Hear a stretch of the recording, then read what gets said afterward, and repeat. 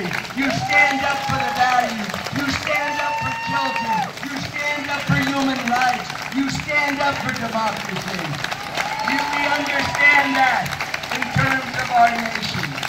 We also understand those words of Martin Luther King when he said that we are all part of an inescapable network of mutuality. We're all woven together into a single garment of destiny. That's what we're saying. We understand our relationship as human beings with all human beings. We understand that we are part of the single garment of destiny, and together we will prevail. But there is even more. You see, as we've heard from the last speaker, there are those who would like us and want us to dismiss the immigrant, to not understand their humanity.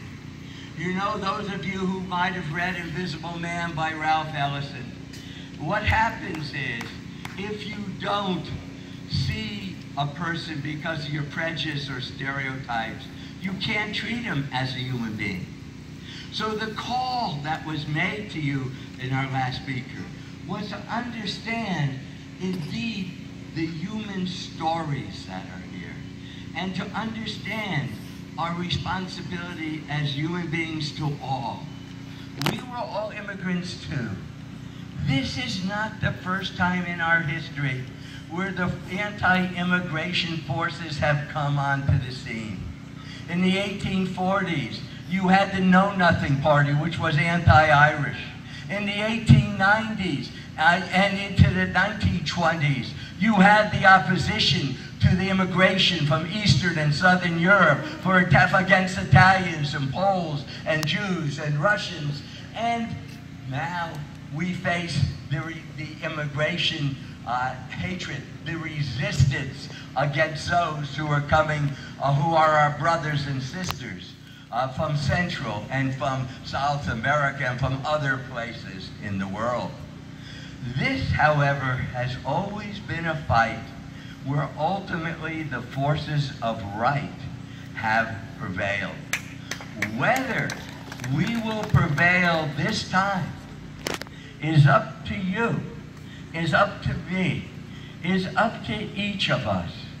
You see, those of us who have faith, we can mouth the words of our religious doctrines.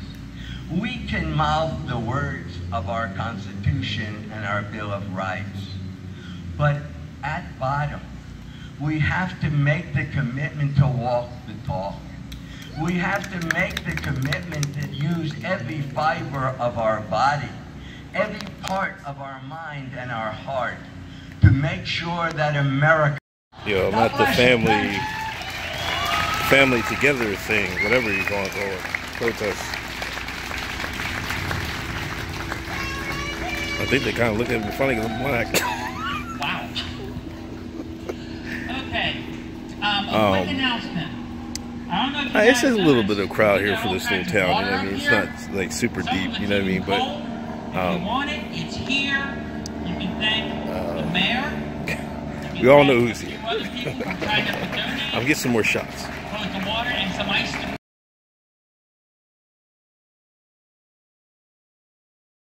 join us. One of the things that we're most proud of is that when Ryan Costello, y'all remember Ryan, announced that he was done in the first set of articles, one of the things he cited was Indivisible Chester County and a couple other groups that sat outside his office every Friday, rain, sleet, snow, heat, without fail, and it was too much for him. The other thing is that he said that our outside masters put words in our mouths. Trust me, not happening. Anyway, so we're going to circle back to politics, but I want to tell you a little about me. I come by political activism, honestly. I register voters because my grandmother went to jail twice in the 19 teens. so that I and other women can vote today.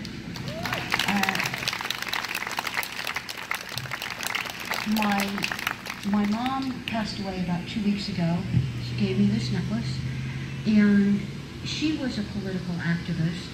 And I'm a woman of a certain age, and I can't stand that I can't hug my mom. I cannot imagine what that is like for a 2-year-old or a 3-year-old.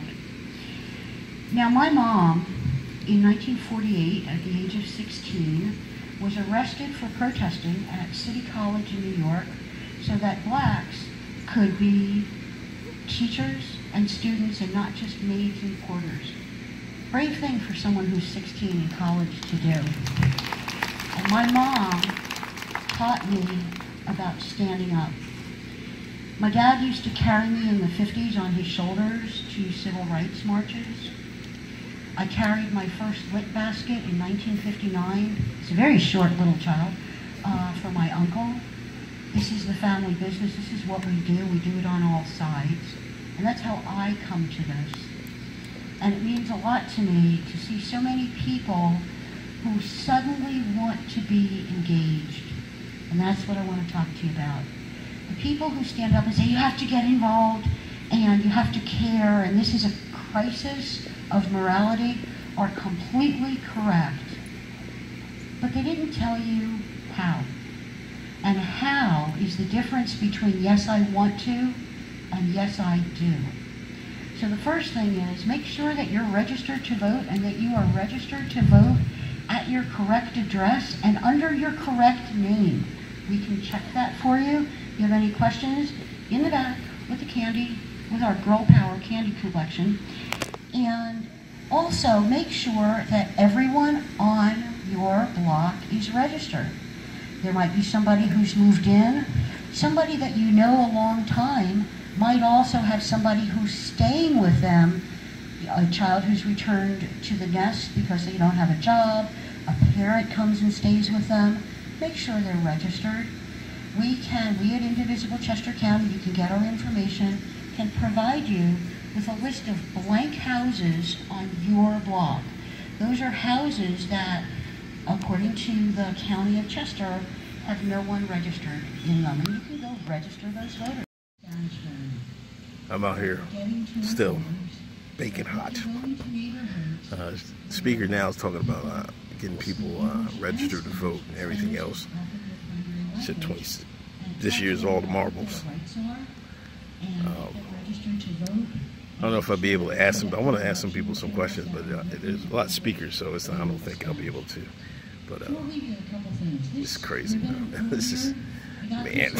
This is one lady said, protesters in her family is her family job, like a family for the profession. I think she's one of the brackets.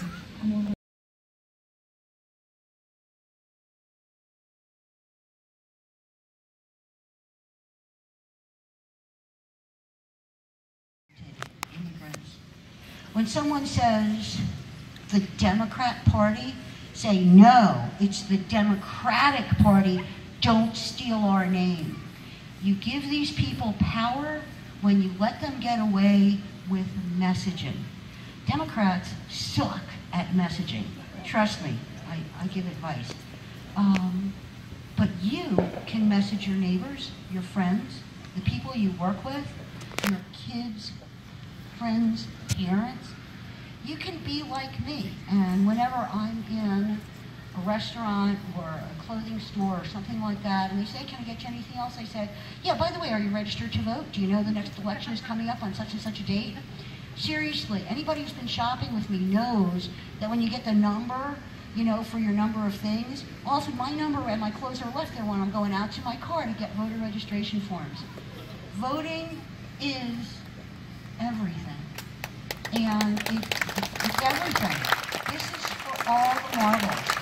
So I hope that you will stand with me and commit to working to getting the light elected and vanquishing the darkness.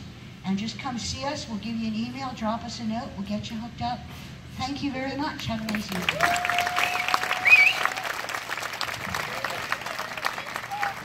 Kapla.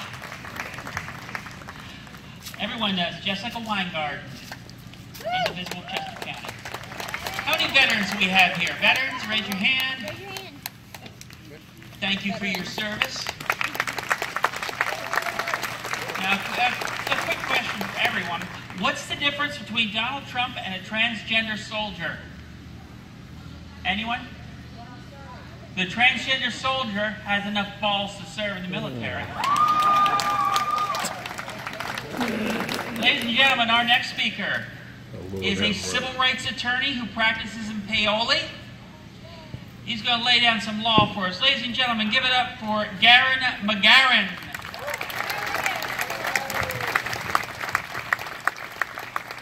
Phoenixville. My name's Garen McGurrian. I'm proud to be part of the Phoenixville community. My parents made the decision to abandon everything they had. Their property, their friends, their neighbors, to come to a place where they barely understood the language. I was 9 years old at the time. My sister was 5. We were shell-shocked and terrified because our journey out of a war zone was not an easy one. But from the moment we landed in America, we felt safe and welcomed. Until recently, immigrants, including those from the Middle East, were welcomed into this country. Immigration has always been a hallmark value of the United States.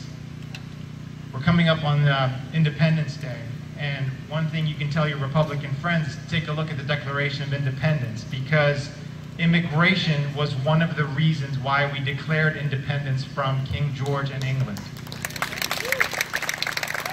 For my family, unlike many of the families that are coming here today, America more than lived up to its promise as a land of hope and opportunity. And that obviously has engendered a tremendous amount of love from me and my family towards this country, its founding principles and its Constitution. So much so that I studied constitutional law at Georgetown and practice as a lawyer who protects civil liberties today. But how would my sister and I, or any refugee to this country, or any person with a basic sense of empathy feel about America if at our most vulnerable moment, instead of welcoming us, it did what it has done to these migrant families since April of this year? Vilified them as future gang members, terrorists, or vermin before they've even arrived. At the border, denied them lawful entry, making them wait for days just to enter to be able to seek asylum. Upon entry, had them arrested. Immediately after arrest, stripped the children away from their parents with either threats of violence or deception, claiming that they were just to be bathed. Mocked the children when they wailed out of abject terror. Separated the children from their parents with no way of tracking them, keeping families in touch, or getting reunited. Incarcerated the children in cages for days, supposedly while they processed them. Deprived them of any physical or emotional comfort while they cowered in fear. Transported them, often under cover of night, to remote locations far away from their parents. Deported their parents without due process, and sometimes without their children. Indefinitely incarcerated the children in private detention centers where they could keep them hidden from the media and even from members of Congress who sought to offer help. Deprived our elected officials, our congressmen and senators, even the Red Cross from visiting the children. People are still asking, where are the girls? Where are the infants? Nobody's seen them. While in their custody and control, subjected the children to physical and emotional abuse, including by injecting them with antipsychotic drugs to keep them sedated. And that's just a small part of what we have learned so far. By inflicting such horrors, such torture upon the most vulnerable, our government has betrayed its core values. But for the immense public outcry from us, the so-called zero-tolerance policy that resulted in these crimes against the humanity of at least 2,300 children and their families was set to accelerate. We told this government that we have zero tolerance for your cruelty. Do not, however, fall into the trap of thinking that Trump's executive order fixed this problem. We are at a point where there is nothing that prevents the family separation policy from going into effect again. And indeed, Trump is trying to deny basic due process rights to migrants. There remain over 1,500 children who were kidnapped by our government that still have not been reunited with their families. The executive order disregards that problem, and without massive public outcry, and without our friends at the ACLU who sued on behalf of these families, no one in government would be working to reunite these families. You should be aware that the executive order seeks to incarcerate families, including those seeking asylum, indefinitely. The administration has asked the military to prepare to house 20,000 migrants on bases in Texas and Arkansas. In addition, the Navy is drawing up plans for detention centers and tent cities, including on abandoned airfields, and these tent prisons could hold between 25,000 and 50,000 migrants each. The government has asked for a 20-day limit for detaining children to be removed. At best, this means more prisons, private detention centers for families escaping violence. If the court denies the government's request, it is conceivable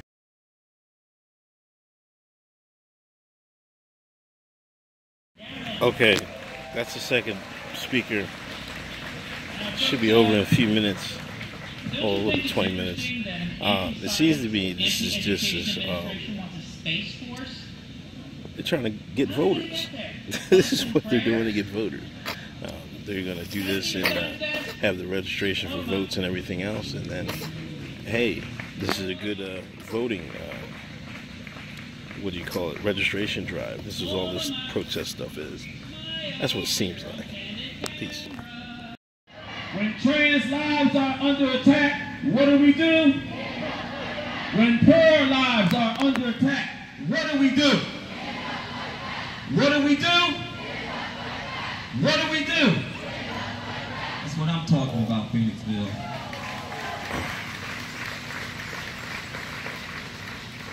Peace and blessings. My name is Asa Khalif. Peace and blessings. National organizer in the Black Lives Matter movement. Oh my and God. head of the Coalition We got one for of these Black shines Lives up here. here in Philadelphia.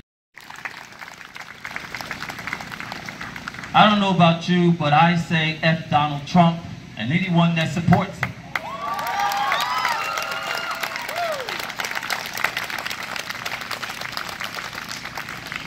Because we don't have time at this point. When they go low, we go high. I say no, jump on their asses and let them know what time it is.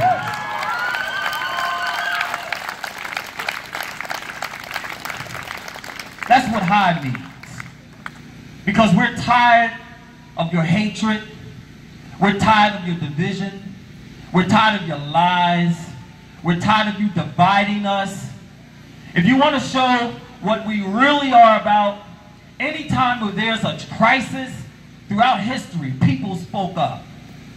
People put their bodies on the line. Didn't matter if they were white or black, gay or straight, Muslim or Christian. People spoke up and they stood on one stage, and that was the moral stage.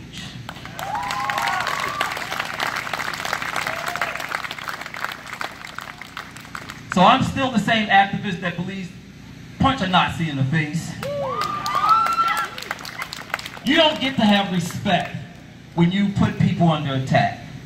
You don't deserve respect when you violate people's rights. You don't deserve our respect when you separate families. You don't deserve the respect. You don't deserve our respect.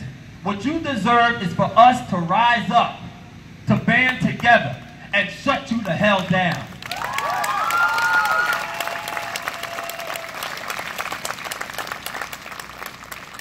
So I'm proud to be here today. I thank you for the invitation. I'm glad to see a diverse crowd out here because we're going to show what the rainbow really is about. We're going to show what the media doesn't want to see. That we're coming together. And when people come together from all walks of life, we scare the hell out of people that support Donald Trump. Believe that.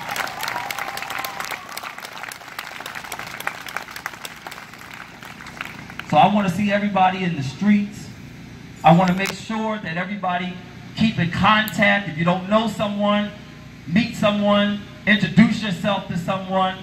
This is a rainbow coalition that we're building, and not on paper. We're going to be in the streets and shutting y'all asses down.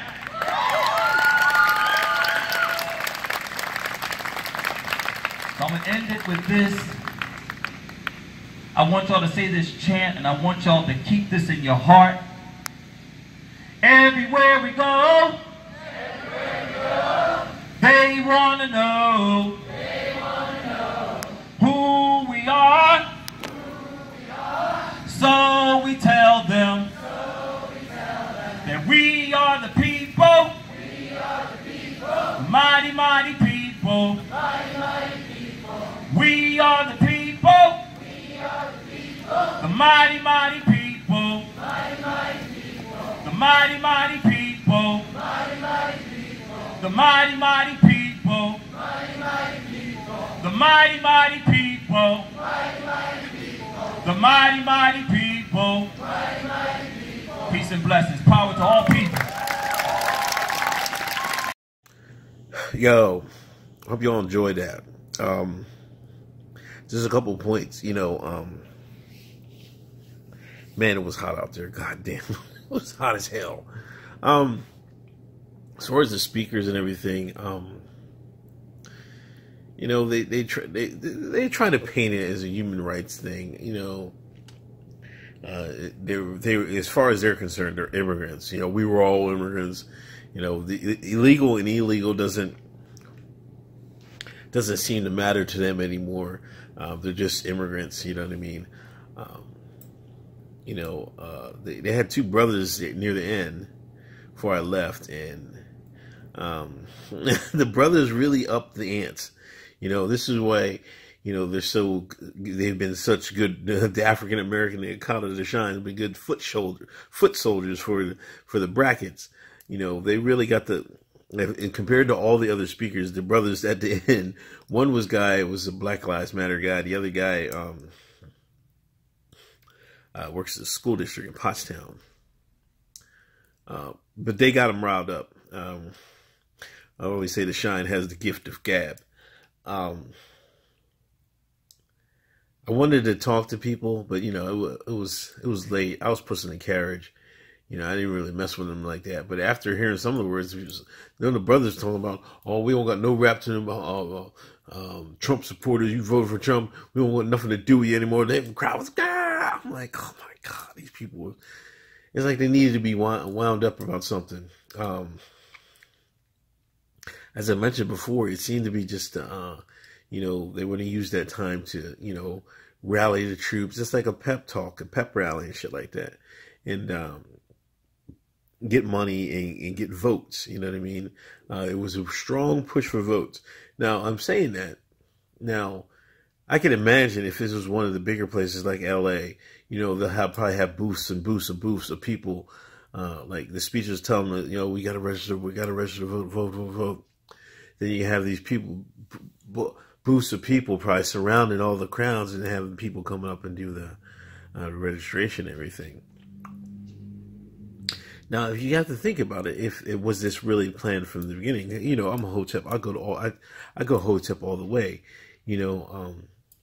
If they're planning, if this was their method to try to get votes out, get the Democrats to vote. Now, did they plan this whole story? They obviously did plan the whole story, because we've been doing it. The United States have been doing this practice for years, like 2 presidents, and nobody said anything until now. You know what I'm saying? Now, that's how intertwined it is. Like, hey, man, they're probably planning like, hey, we got this story about immigrant children being separated, and then like they plan it out. We're gonna drop the story on the 1st. By the 15th, I want all these rallies up in various states across the country. This is how deep this shit is, man. It's deep like the mines of Minolta. Anyway, then you can imagine this. Now think back to 2016 and all the police shootings. You see what I'm saying? It's the same game. Deep like the mines of Minolta. Anyway, I hope y'all enjoyed. It was hot as hell out there, man. I tell you what, man, I was suffering. Anyway, I'll talk to y'all later. I hope y'all enjoyed it. I just wanted to show the other side of what they're thinking. It was wild. I mean, I got to talk about the it was like, I don't know, a couple hundred people out there, maybe 100 and some people. It wasn't a whole lot. It was majority white. Now the town is probably, I don't know, it's like normal American, like majority white. There wasn't that many Hispanics out there. There was a few brothers. Matter of fact, I think I seen one Hispanic family. I seen like, I don't know, maybe 8 black folks. The rest was, excuse me, Caucasian. So that's how the makeup, the demographics of it was. I don't know. Anyway, I'll talk to y'all later. Peace.